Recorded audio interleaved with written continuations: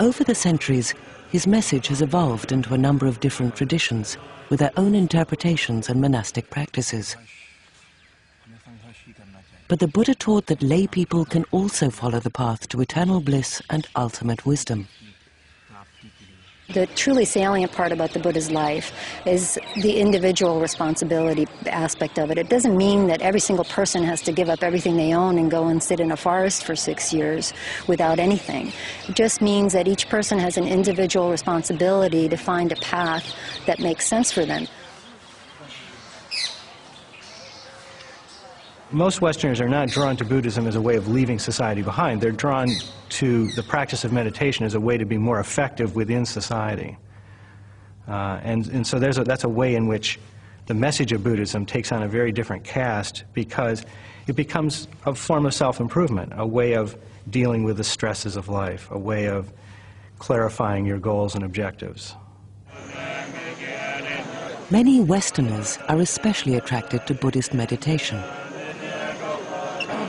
Meditation brings an incredible amount of peacefulness and calmness, not only to the moments when I'm meditating, but it transcends those moments and passes on into the rest of my life.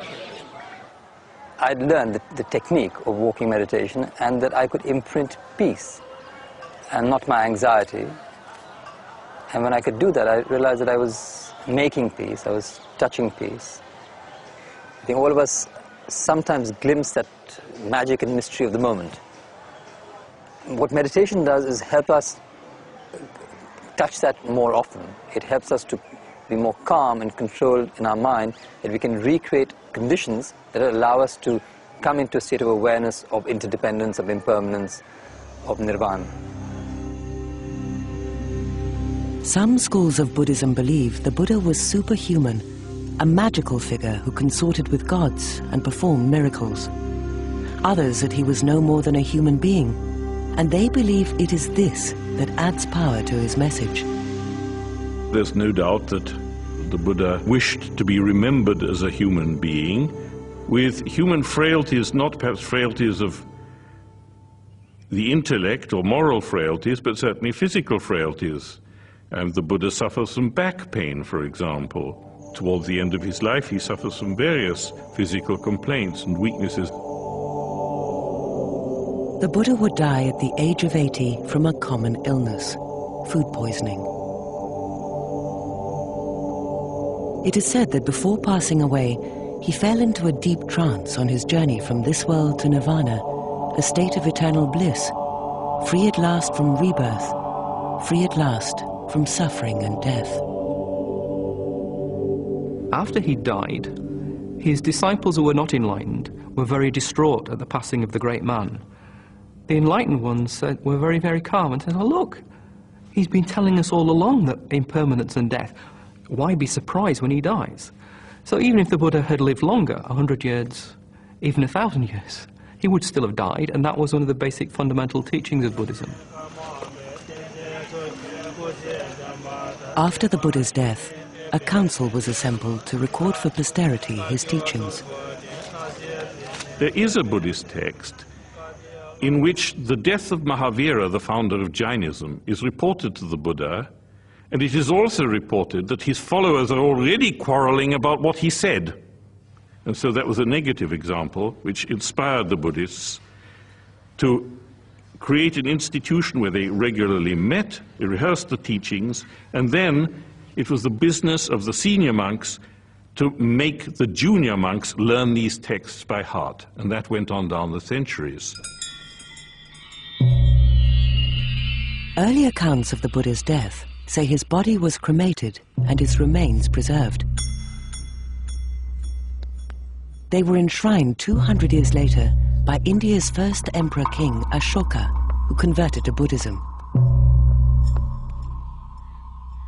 He built vast monuments or stupas and erected pillars to mark the key sites of the Buddha's life. Ashoka then becomes an absolutely key figure, both in terms of the actual spread of Buddhism, but then also as a model for future Buddhist leaders throughout Asia. They look back to Ashoka as the kind of ideal king and supporter of Buddhism. So far as we know, the Emperor Ashoka, who ruled over 2/3 of modern India in the middle of the 3rd century BC, helped monks to send out missions to countries bordering India. Missionaries were sent up into Kashmir, to Nepal, and certainly to Sri Lanka.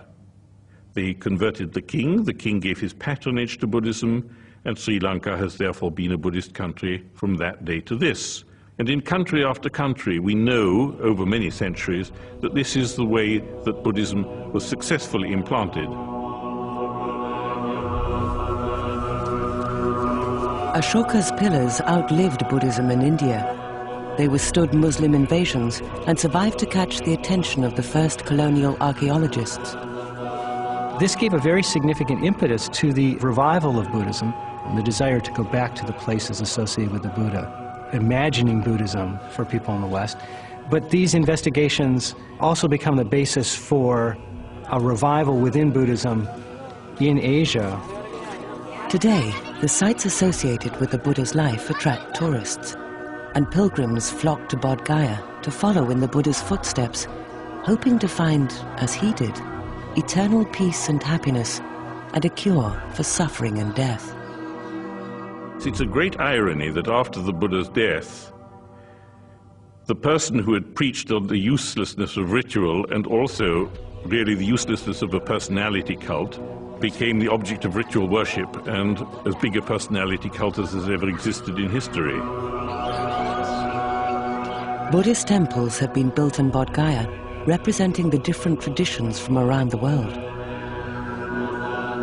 Buddhism, in all its forms, has come home to the Bodhi tree, to the place where once a prince reached enlightenment and became the Buddha.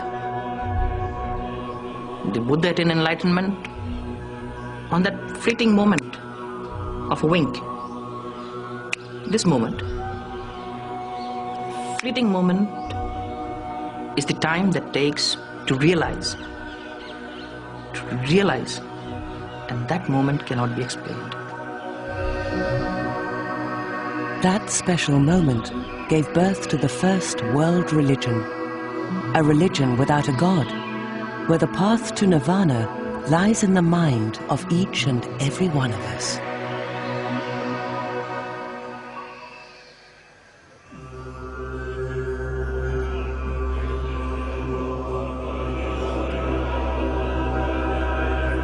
The Buddhism season continues now on BBC 4 with Wheel of Time from Storyville. Fascinating and, of course, very enlightening. It's a film from Werner Herzog following the Dalai Lama and the faithful.